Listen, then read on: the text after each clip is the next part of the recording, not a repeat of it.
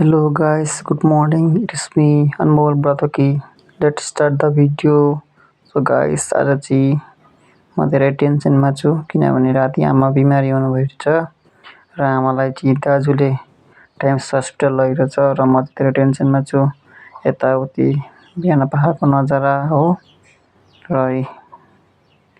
गाई लिन गयो खोपी खानुपर्छ भनेर माइजू घरतिर।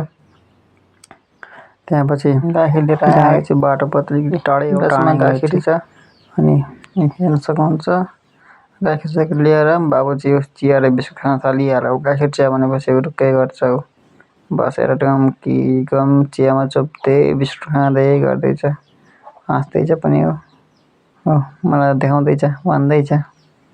त्यसपछि